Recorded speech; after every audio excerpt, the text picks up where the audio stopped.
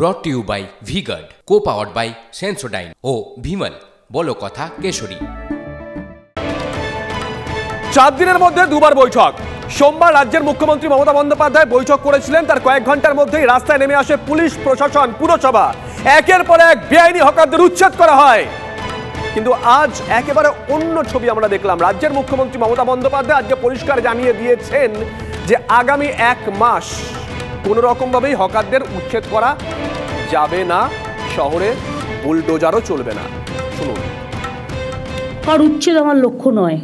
আমি এখন এই উচ্ছেদের মধ্যে না গিয়ে 1 মাস যেহেতু টাইম নিয়েছে ওরা, এই 1 মাসের মধ্যে আমাদের কাজগুলো কমপ্লিট করতে হবে। ভ্লাদিমির লেনিনের নীতি ছিল 1 স্টেপ ফরওয়ার্ড 2 স্টেপস ব্যাক। বামপন্থী আইকনের শেখানো সেই পথেই কি হাঁটলেন মমতা বন্দ্যোপাধ্যায়?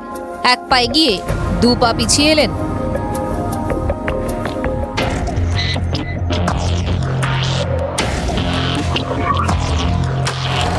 ঘটনাচক্রে একবার চোখ রাখা যাক। সোমবার বিকেল জবরদখল নিয়ে অসন্তুষ্ট মুখ্যমন্ত্রী বললেন, একটা করে নতুন ওসি আসে আর বসিয়ে দেয়, আর আমি কাহাতক ঝগড়া করব। আমি রাস্তায় গেলেই দেখতে পাই পুলিশের চোখে পড়ে না, সব চোখে ঠুলি দিয়ে বসে আছে। এনক্রোচমেন্ট হয়ে গেছে, একটা করে চিপল লাগাচ্ছে, একটা করে বসে পড়ছে, একটা করে চিপল লাগাচ্ছে, একটা করে বসে পড়ছে। কেন? ওয়াই? মুখ্যমন্ত্রী বলা মাত্রই সক্রিয় পুলিশ পুরসভা। সোমবার সন্ধ্যে থেকেই শুরু হয় ফুটপাত সাফাই। মঙ্গলবারই সল্টলেকে নেমে পড়ে বুলডোজার, যে বুলডোজার এতদিন যোগী রাজ্যে দেখতে অভ্যস্ত ছিল বাঙালি। বুধবার নিউ টাউনের সামনে কোল ভবন, কলকাতায় চিড়িয়াখানার সামনে বুলডোজার নামে। বৃহস্পতিবার সকাল থেকেই জেলায় জেলায় বুলডোজারের দাপট। ভাঙা দোকানের সামনে দাঁড়িয়ে গরিব গুরব মানুষের আরতি।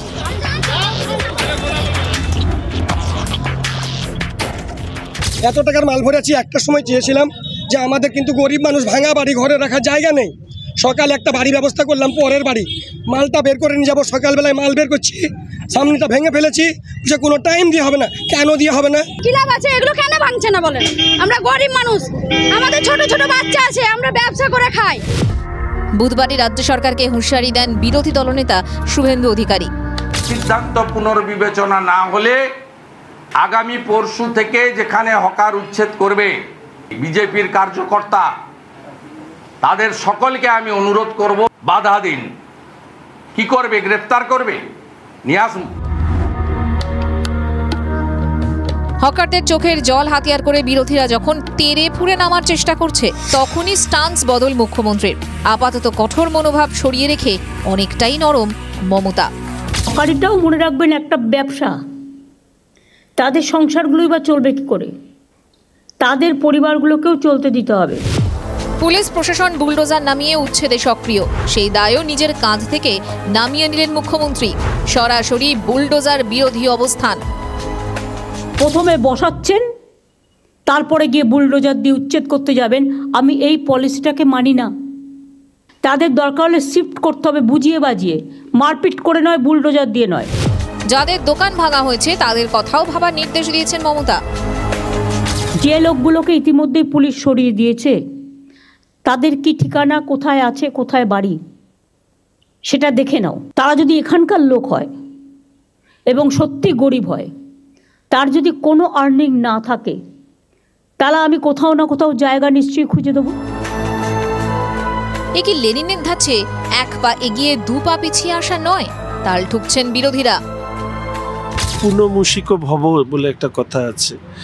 এই ধরনের তুগলকি মুখ্যমন্ত্রী কখন কি করবেন সেটা যেহেতু বোঝা অসম্ভব, ফলে এই মুখ্যমন্ত্রী এবং তার সরকারের বিরুদ্ধে সংগঠিত হওয়ার জন্য অনুরোধ।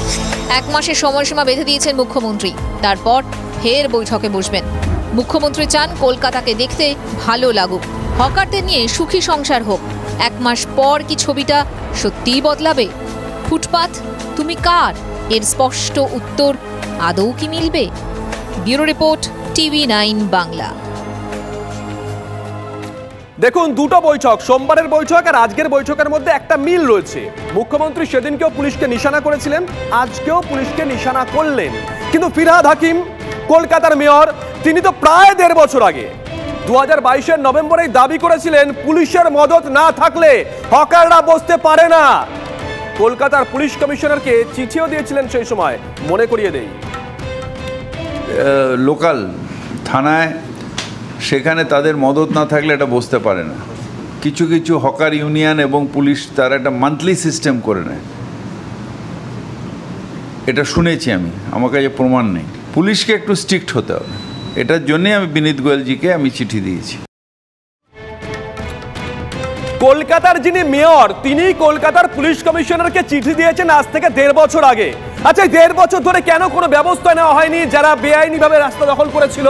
তাহলে 2023-এ পঞ্চায়েত নির্বাচন ছিল বলে, 2024-এ লোকসভা নির্বাচন ছিল বলে আগামী 2 বছর কোনো ভোট নেই, তাই কি এই ব্যবস্থা? এই প্রশ্ন কিন্তু অনেকে ইতিমধ্যে তুলতে শুরু করে দিয়েছেন। মানে পুরোটাই কি তাহলে সেই ভোট কেন্দ্রিক, ভোটকে মাথায় রেখে? গোটা রাজ্যে বুলডোজার না চললেও কয়েকটা জায়গায় চলেছে, কিন্তু ভাঙচুর তো হয়েছে রাজ্যের বিভিন্ন জায়গায়। ব্যতিক্রম একটাই জায়গা, তার নাম রায়গঞ্জ। এখনো সেখানে হাত গুটিয়ে আছে প্রশাসন। বিরোধীরা তারা সুর চড়াচ্ছে, কেন অ্যাকশন নেই রায়গঞ্জে? সামনেই উপনির্বাচন, তাই কি কেঁচো খুঁড়তে গিয়ে কেউটে বেরিয়ে আসার ভয়েই কি রায়গঞ্জে প্রশাসনের সাবধানী পদক্ষেপ? প্রশ্ন উঠছে।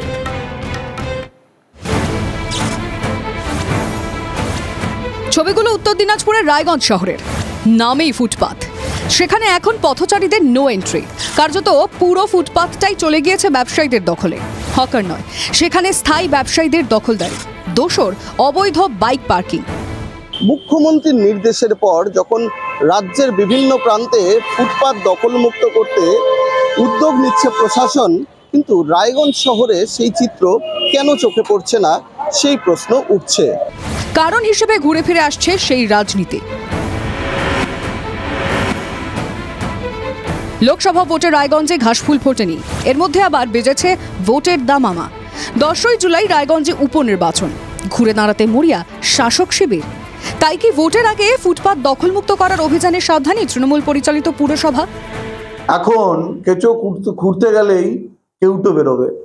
রায়গঞ্জ পৌরসভাতেও ফুটপাত জবরদখল মুক্ত অভিযান শুরু হবে, কারণ মাথার ওপরে বিধানসভার উপনির্বাচন। যারা দখলমুক্ত করতে যাবে তারাই তো সেই সমস্ত ব্যবসায়ীদের কাছ থেকে তুলে রেখেছে, তাদের কাছ থেকে বিভিন্ন সময় বিভিন্নভাবে চাঁদা নিচ্ছে, টাকা নিচ্ছে, তো তাদের তো বলার মুখ নেই। রাজ্য জুড়ে অভিযান চললেও কেন অ্যাকশন নেই রায়গঞ্জে? কেন নিষ্ক্রিয় পুলিশ পুরসভা? বিস্ফোরক অভিযোগ করছেন বিরোধীরা, যদিও তাকে আমল না দিয়ে শাসক শিবিরের দাবি। এমসিসি চলছে, এখানকার জন্য সেই নির্দেশটা এই মুহূর্তে লাগু এই জন্যই হচ্ছে না। এমসিসি উঠে গেলে নিশ্চিতভাবে আমরা আবার দোকানীদের কাছে যাব। ভোটের জন্য কোনো কাজ থমকে থাকবে না, বার্তা মুখ্যমন্ত্রীর। কিন্তু কেন রায়গঞ্জে এই ছবি? ফুটপাত দখলমুক্ত করতে কেন উদাসীন প্রশাসন? বেআইনি কাজ মানলেও একে অন্যের দিকে আঙুল তুলছেন ব্যবসায়ীরা। আমার কোনো সমস্যা নেই, আপনার প্রশাসন সবার তুললে আমিও তুলতে, আমি স্বেচ্ছায় তুলে দেবো, কিন্তু প্রশাসনকে তুলতে হবে এবং 10 জন করবে। এর মতন আরো দোকানদার রাখছে, সবাই রাখতেছে, ওই জন্য আমরাও রাখতেছি। যখন না করবে আমরা না করে দেবো। পুরো প্রশাসনের নিষ্ক্রিয়তার ফল ভুগছেন আম জনতা, বাড়ছে নাগরিকদের ক্ষোভ। মানুষজনকে হাঁটতে হয় রাস্তার উপর দিয়ে, আর টোটো বাইক এগুলোর থেকে যে কোনো রায়গঞ্জ শহরের বুকে ফুটপাত বলে কিছু নাই। ছাত্রীরা তাদের জন্য আমরা সবসময় আশঙ্কায় ভুগি যে তারা কিভাবে ঠিকঠাক মতন, যদি ফুটপাতটা ভালো থাকতো তাহলে মানুষের যাতায়াতের জন্য সুবিধে হতো। চর্চার চিন্তায় তবে কি শুধুই ভোট, উপেক্ষিত নাগরিক স্বার্থ?